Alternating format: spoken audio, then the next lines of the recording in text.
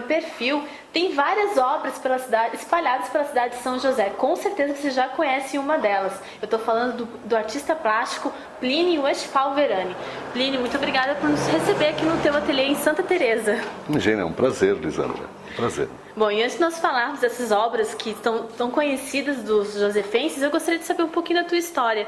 Tu veio morar aqui em São José com apenas 4 anos, vindo de Nova Orleans. De Orleans. De Orleans, é. Uhum. 4 anos, sim. O pai era farmacêutico, né? Se instalou na cidade e família junto. Eu tinha 4 anos e aqui no centro histórico, portanto, foi nosso playground, né? A turma toda, a família, brincávamos da manhã à noite, na praça. Havia tranquilidade, né? Pouco trânsito, uma vida calma, mar, né? Muito banho de mar. E então foi muito gostoso brincar nos cedrinhos da praça, né? Que a praça era repleta de cedrinhos, de árvores, assim, muito gostoso. Tu já deu para perceber que houve muitas mudanças, né, de lá para cá, com certeza, com todo esse crescimento. Claro. O que tu poderia falar pra gente que tu sente mais saudade daquela região ali do centro histórico? A saudade daquele, acho que desse aspecto bucólico, tranquilo, né? Isso é irreversível, lamentavelmente, né? A cidade cresceu também muito, sem dúvida. Os bairros todos, até porque por força do pai ser farmacêutico, atendia aqueles farmacêuticos antigos, atendiam também nas casas e como criança sempre ia junto. Então, Forquilhinhas, eram só sítios, enfim, todas as regiões, né? A cidade cresceu enormemente. Aquela calmaria, aquele aspecto bucólico realmente dá saudade, né? Tu estava dizendo que naquela região, que onde fica ali o prédio da Câmara, já foi um campo de futebol. Sim, ali então era um local bom para a criançada bater uma bola. Sim, brincávamos ali até a noite, né? E dia de jogo do Ipiranga, tal, era dia de festa. Nós, moleques pequenos, ficávamos atrás sempre do goleiro adversário, né? Para atrapalhar, né?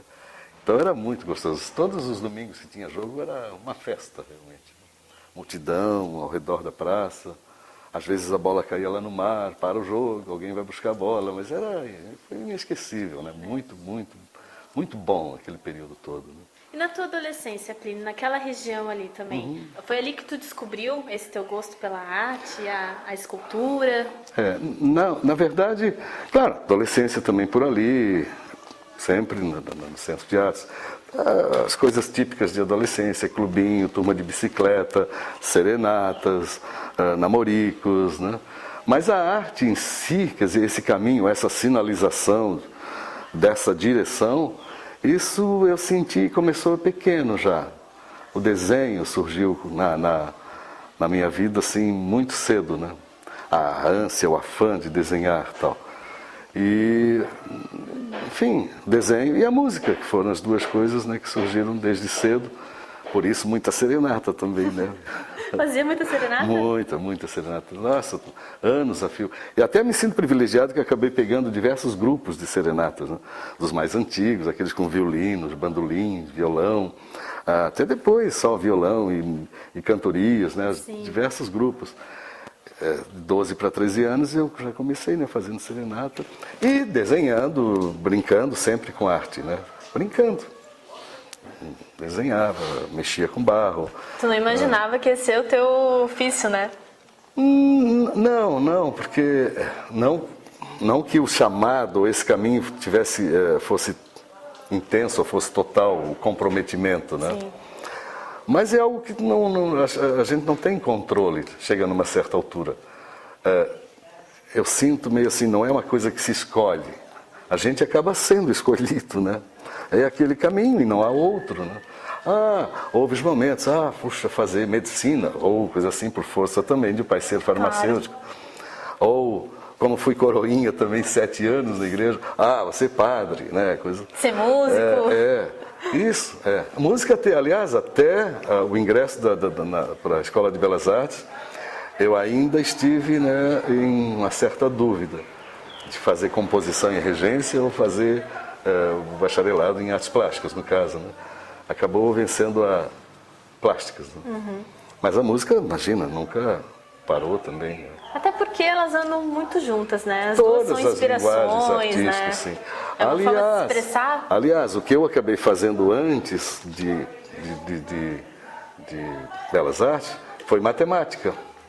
Quanto tempo tu fez matemática? Não, matemática eu não completei, na verdade, a faculdade Sim. toda, mas eu fiz uma metade, mais ou menos, depois tive que voltar para São José. O pai, na época, começou a ter infarto, problema, então.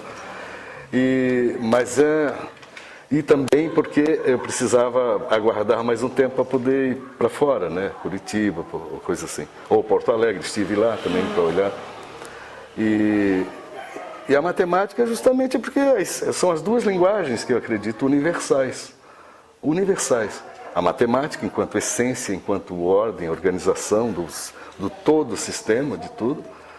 E quando a matemática se torna visível, né? Ela passa a ser o quê? Desenho, configuração, forma, né?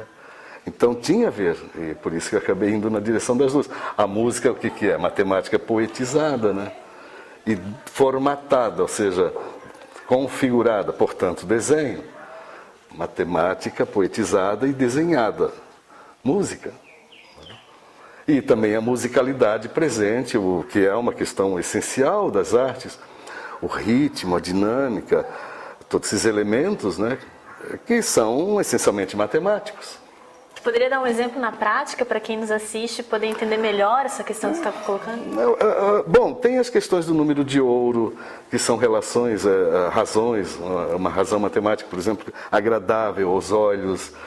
Tem, se for olhar, Partenon, uma série de obras, de telas, que tem divisões e composições ali estritamente matemáticas. Em cima daquela estrutura, a soltura, até o gestual, enfim, a obra é colocada, mas ela tem uma estrutura normalmente matemática. As né? formas de uma escultura Sim, também. tudo, as relações, as proporções, entre todas as formas. O todo, ele é essencialmente matemático, enquanto essência mesmo, né? Como eu disse, a partir do momento que ele se torna visível, até o número, né? Se for olhar nessa ótica, até a grafia do número já é desenho. Né? Então, por isso que acabou esses dois caminhos. E tu fez escola de artes aqui mesmo na... Não, fiz em Curitiba. Fez em Curitiba. Fui olhar em Porto Alegre e tal, e acabei... Porto Alegre eu estava olhando mais na ótica de composição e regência, né? Sim. E acabei optando por Curitiba e aí plásticas. E foi fenomenal, né? Se bem que lá também eu retomei depois a música, né? Aí tu retomou os estudos de música? Também lá, lá. Aí fazia, na verdade, digamos, bacharelado num período, licenciatura no outro, e fazia violino no outro, mas aí havia diretório acadêmico, e aí eu fui secretário, depois presidente do diretório acadêmico, e aí tudo isso junto, e aí ingressar na Juvenil da Sinfônica, que seria na época, e, bom, alguma coisa vai ter que ficar para trás, né? Mas tu falou pra gente, quando a gente conversava aqui no passeio, que nós íamos até Santa Teresa com o Plínio, tu falou pra gente que tu toca violino? Não, tocava, não toca mais? Não, hoje a música se restringe a um violãozinho e tal. Não, porque é o seguinte também, como, olha, todos os ofícios, todas as profissões têm um ônus, né? A escultura, notadamente, ela agride muito o físico. Aí os dedos, olha, como é que eu vou tocar violino com os dedos desses, né? São toneladas e toneladas de argila ou de sei lá, de pedra não tem como. Então o violãozinho não aguenta, tal, suporta, né? É possível até tocar um pouquinho, brincar um pouco com os dedos assim, por exemplo. Não? Aí tu relembra aqueles tempos de serenata da tua adolescência? Com certeza. Uma época mágica, única, né? Que lamentavelmente hoje não é mais possível, né? Um momento poético, idílico, né?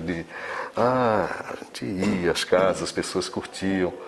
Hoje, se formos sair, alguém vai sair para fazer serenata, não sabe se voltará vivo, né? Boas lembranças, então, né, Plínio, tendo essa época? Muito boas.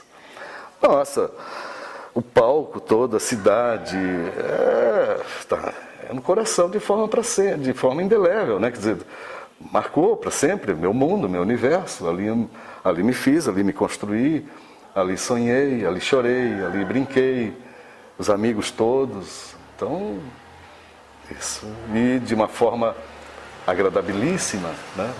É isso talvez a saudade, que eu fico até às vezes me projetando um pouco, pensando na própria criançada hoje, Sim. que não tem essa possibilidade, lamentavelmente, né, de brincar de forma tão despreocupada e solta. É a perda que eles têm, né? Tem de essas coisas serem construídas dentro deles, né? Os espaços que eles habitam hoje são outros, né? Além do virtual, mas até os espaços reais, físicos, esses são contidos, são quase pequenas prisões, né? Tudo cercado, a pena. Saudosismo, né? Saudosismo da arte. Não, mas sim, mas não é dizer, porque, poxa, fico lamentando. Não, as coisas mudam, as coisas mudam, o tempo é outro, e cada época tem suas questões, tem suas consequências. E tu tem muitas amizades que tu tinha naquela época, tu ainda mantém esse teu círculo de amizades? Sim, grande parte sim, com certeza. Bom, é a coisa mais importante, né? Os moradores ali da região? Sim. Apesar de que muita gente nova chegou, claro, mas o pessoal antigo e os novos também, né? A vida é uma coisa dinâmica, tem que estar sendo processada, a consciência vai se ampliando também, né? Como tudo mais, né? Então... Pois é, no início nós falamos das obras do Plínio Verani, estão por todo o município, também tem obras pelo Brasil, também em outras cidades, né? Sim, e nós falamos de uma que homenageou os 250 anos da chegada dos açorianos aqui em São José, que fica na Praça Naldo de Souza, em frente à Câmara Municipal. Fala um pouquinho dessa obra pra gente. Não, essa obra, na época que o Dário Berger era prefeito, né? E ele foi muito sensível à ideia, né? E aceitou, conversamos, havia diversas linhas de concepção, de ideias em si para fazer a obra, e ficou acertada aquela, ele deu todo o apoio, a coisa fluiu, só que pena, entre aspas, eu digo, foi uma questão da época, mas é o tempo, que eu tive 2 meses e meio, na verdade, para fazer aquela obra. Foi feita. Hoje não teria seguramente sequer resistência também, né? Apesar de que houve uma equipe toda de trabalho, pegou junto, mas mesmo assim... Mas 2 meses e meio para tudo, para tu estudar, ver o que tu queria. Havia antes algumas concepções, mas não uma coisa muito amadurecida, né? Assim, bem... prontamente ou adequadamente resolvida do ponto de vista plástico, compositivo. Mas fluiu, está ali, eu acho que foi um bom trabalho, né? E, enfim, acho que também creio que também foi significativo para a cidade, né? Sim, são 9 figuras que representam... na verdade são 9, mas 9 tem uma 10ª ali perdidinha. Perdidinha em termos, é uma criança. É que não é que cada figura seja uma ilha. Entendi. Há uma alusão, tipo... 9 ilhas, 9 figuras. Há uma 10ª que é a criança. É a nova colônia, o novo, né? Então, a primeira, uma proa, uma seta, em leve aclive, né? Movimento ascensional. A primeira figura retrata esse espírito de intrepidez, essa coragem, essa ousadia, essa figura massiva. Assim. O segundo eixo é a família. Aí tem a criança, que ela pode ver, ela toca levemente na mão desta figura da frente, que simboliza isso, representa, e da mãe ou do pai. E no terceiro eixo, nesse sentido, a religiosidade. Um lado que é tão forte, padre, sim, isso é fundamental, caminha junto, imagina. Então, um lado o padre, outro lado é tipo uma feiticeira, né? Como diz, é um patuá aqui, que é esse outro universo místico, mítico e tudo. Depois, os fazeres. Aí o eixo do fazer tem a rendeira sentada, né? E o pescador. O último eixo, aí o oleiro, em pé, segurando o jarro, e o lavrador, reverência à terra, aí, né, ajoelhado com o cesto. Então, esse conjunto forma as 9 figuras. O mastro, truncado, velame, as vicissitudes, a travessia, sofrimentos. e encimado pelo Açor, né? Que é uma águia que, na verdade, denomina o arquipélago lá, né? E hoje ali é o local, a gente passa ali muitas crianças visitam, né? Os professores levam os alunos para explicar. Que também tem na base o fundo do tanque, né? Aí tem o mosaico todo com históricos, com itinerários, mapas e o nome de todas as localidades de base açoriana da região, né? Do estado aqui. E uma alusão a Porto Alegre também, que é de base açoriana, né? Porto Alegre. Isso aí foi uma pesquisa tua, que daí claro, também. Tu achou importante. E assessorada, apoiada também por amigos que são pesquisadores e tudo, interagindo com esse pessoal todo, né? Claro. Apoio deles, evidente, né? E a obra mais recente do Plínio, que foi inaugurada agora no início do mês, é a obra que homenageia os imigrantes alemães aqui em São Pedro de Alcântara. Até aqui no ateliê do Plínio, que fica aqui em Santa Teresa, a gente ainda dá para mostrar, né, Plínio, teu trabalho. Os croquis, né? Os croquis, alguns croquis. Foi feita uma referências. série, né? Foi feita uma quantidade maior. É evidente que há uma linguagem com relação a São José bem diferente. Há uma contextualização, é outra. A finalidade, o local escolhido o também. O conceito mesmo, né? Do próprio monumento em si é diferente. E aqui a gente pode visualizar bem a forma como tu trabalha, Plínio. Tu coloca referências fotográficas, depois ali o teu desenho. Sim, é porque também dentro da pesquisa, e óbvio, às vezes a própria questão de modelos também, né? Porque a questão, nesse caso, de um rigor anatômico maior, né? Abstrai, é óbvio que essa estrutura anatômica das formas a gente está presente, né? A gente trabalha. Agora, claro, quando é uma abordagem um pouco mais tradicional do ponto de vista, esse rigor anatômico ele se explicita mais claramente, né? Então, às vezes, modelos também, né? Roupagens, dobras, enfim, e aí cabe, óbvio, uma pesquisa histórica também, né? Sim. E os elementos que tu usou nessa escultura que tu poderia destacar? Tu falou pra gente da questão do cesto, né? Nesse caso, a família, basicamente, era a ideia. A família com a ideia de ela representar todas as famílias, significar todas as famílias alemãs, né, que vieram. E, claro, o menino com o cachorro, sem dúvida, um elemento sempre presente, né? Ainda mais com as crianças e tal. E o cesto, ali no desenho não está o cesto, nós lá. O cesto que era uma característica muito usada, né? Muito frequente. Quando os colonos iam para a roça, tal, levavam o balaio e as crianças ficavam dormindo dentro, né? Até eu coloquei na base do balaio uma jararaquinha, uma cobra, para também trazer o significado de o Império, a relação do Império com os colonos, que na verdade o Império não cumpriu todas as promessas que fez, eles ficaram meio, assim, um tanto à deriva, ficaram meio abandonados aqui, né? A cobra carrega esse significado, também a traição. Outra, ela por si só representa o quê? Perigo constante, vigilância, susto, apreensão, né? E também o fato de que existia mesmo, né? Que era real, elas entraram no balaio e picarem as crianças mesmo. Até porque quando eles chegaram aqui não tinha nada, né? Não tinha nenhuma estrutura, eles tiveram que abrir o mato para construir. Índios, feras e tudo mais que eles tiveram que enfrentar, né? Então eles, na verdade, foi uma dor, um sofrimento muito grande, né, que eles tiveram que passar. E por isso também o grupo escultórico ele tem uma característica de textura, de marcação, de superfície forte, né?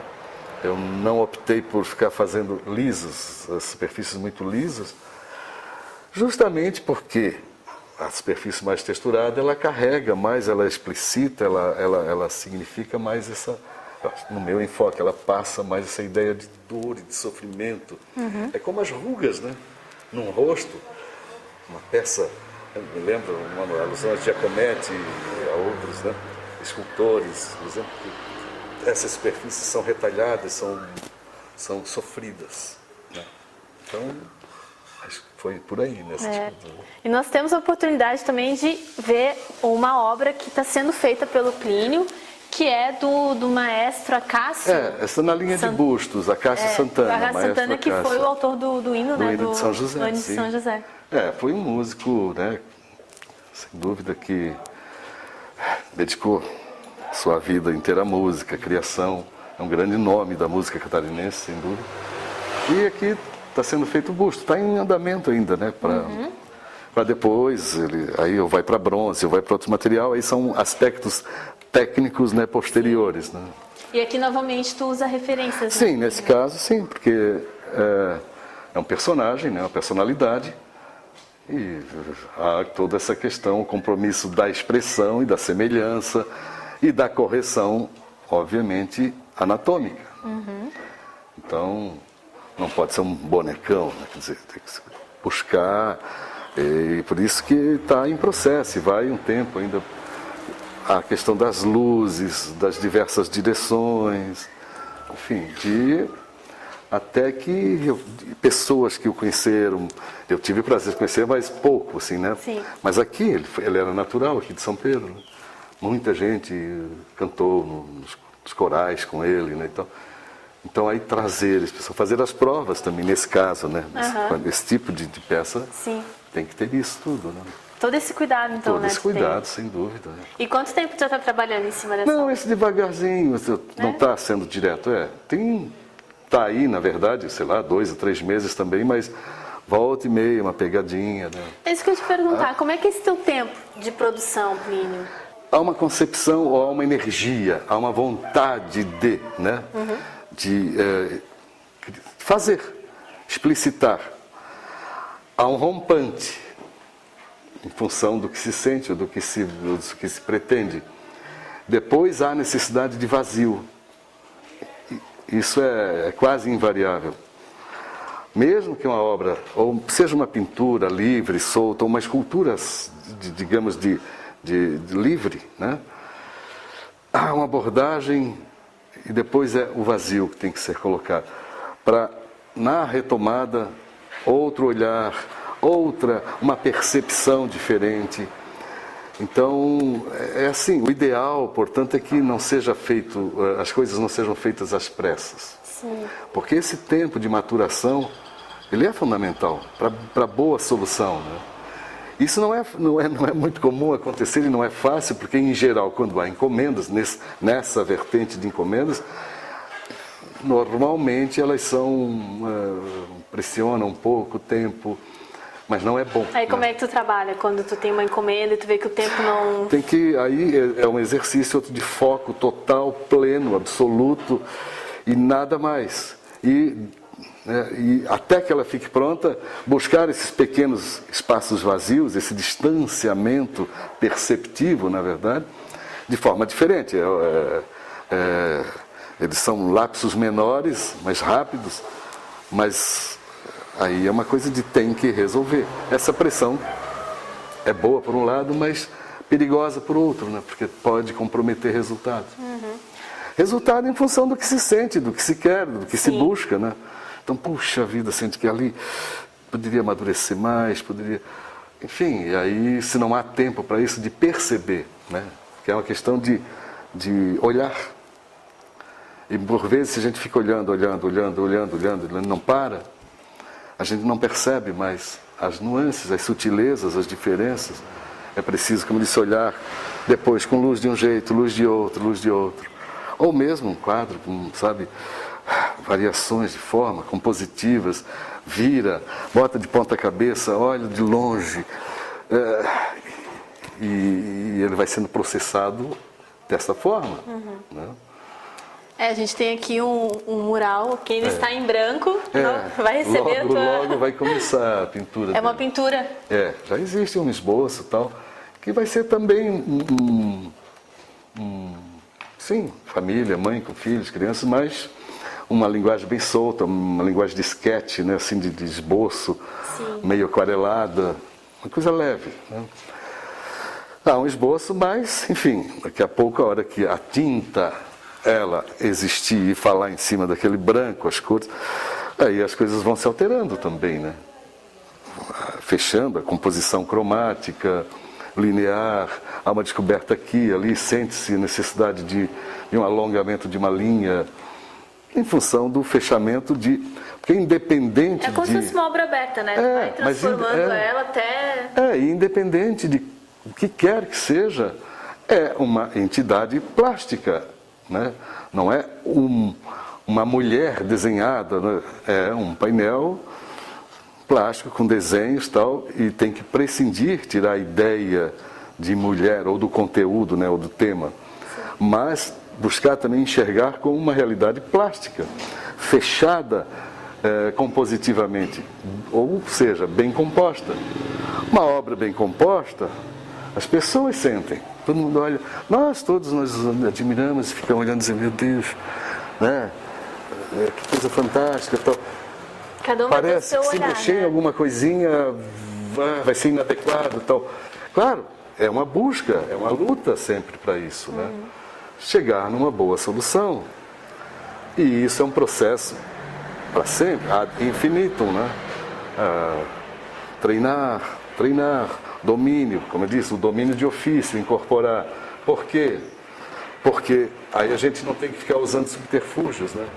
Por exemplo, eu não consigo desenhar mão bem, eu não domino mão, então eu vou evitar mão. Aí vou sempre usar um subterfúgio lá na composição, no desenho, na pintura, para evitar a mão, porque eu não domino bem. Isso é artifício, isso compromete o trabalho. Há que haver o enfrentamento, o exercício, o domínio e aí a superação. Posso negar a mão, mas não nesse exemplo da mão, por exemplo, mas não porque não domino, mas porque já dominei e porque ela já não me interessa dessa forma. Aí é um avanço. Então, todo artista está numa luta para justamente desenvolver essa sua busca, essa sua arquitetura interior, né, de evolução, e que isso é sofrido, na verdade, não é? E nesse processo de desenvolver essa busca, tu tem algum modelo, algum artista também que tu se inspira? Como é que vem a tua inspiração? Não, é o seguinte... Durante todo esse teu tempo de trabalho, não digo numa obra específica. Não. Mas isso... A história está aí, a civilização está aí. Ela existe, ela nos referencia. Como diz a memória, qualifica o olhar, né? Também. É claro, inúmeros. As coisas que alguns descobriram numa determinada época, assim, alguns descobriram, que eu quero dizer quem? Se formos olhar Rodin, por exemplo, como escultor, o significado dele ali, naquele contexto, naquele momento, as coisas que ele conquistou, o quanto ele abriu, expandiu o próprio conceito de arte, né? Óbvio, são influências. Sim. Aqui, Brasil, Brecheret, então, enfim, há inúmeros. Brecheret e até o mestre do Brecheret, que eu acho fantástico, é o Ivan Mestrovitch, por exemplo, um dos professores dele. Tudo isso nos referencia. E bebemos de todas essas fontes. Claro, tendo a consciência, vendo que as conquistas que eles fizeram e o estilo que eles... e a poética específica deles e o estilo deles. Claro, não se trata de copiar, sim, mas claro, de referências, de se alimentar com essa carga, digamos, de civilização, né? E aí, novamente, é sempre esforço, porque o aprender é uma questão de um tripézinho também, né? Tipo assim, como tudo, para se manter, tem que ter pelo menos um tripé, né? A exemplo, ter criação, produção, venda, coisas desse tipo. Na arte da mesma forma, né? Tipo, conhecimento histórico. É uma busca constante, é ler, se formar, filmes, ver, museus, tal. E quando fala busca de conhecimento, não é só o olhar. É o olhar analítico, é o entendimento, é o introjetar aquilo, né? Ou se vai olhar, puxa, Cézanne, tá, tudo bem a obra, mas por que eles fizeram aquela obra, aquele jeito, naquele momento, enfim, a luta deles. Esse é um ponto, o conhecimento histórico. O domínio técnico é outro. A importância do estudo também na arte, né? Aí entra a apropriação de ofícios. Óbvio. Quanto mais souber desenhar e melhor souber desenhar, melhor, vai estar mais instrumentalizado. A pintura, em todas as técnicas que vai ter que usar. Vai ter propriedade a usar qualquer uma delas. E isso também é algo que não acaba nunca. E o terceiro, que seria o quê? A busca das suas novas formas, da sua própria nova forma de expressão. Porque não se trata de movimentos artísticos assim, assado. Até porque hoje a contemporaneidade é uma coisa tão veloz, né, com a internet e tudo, que não há mais o movimento impressionista com relação ao movimento tal, que depois sucedido por tal. Cada um está na busca do seu novo. E é esse o compromisso de verdade que se tem que ter, na verdade, em si, né? Com isto eu tenho que ficar buscando o novo em mim, evoluindo, portanto. E também a percepção, ou a reflexão, ou o olhar para si mesmo também na ótica de estou ou não estou evoluindo, o que é que preciso fazer para evoluir, né? Para ter uma percepção mais acurada, ter um nível de consciência também mais amplo, né? É esforço, esforço, esforço, né? Mas é um esforço aí que está fundamental e prazeroso, porque é o esforço que dá sentido às coisas. Se não, fazer o quê?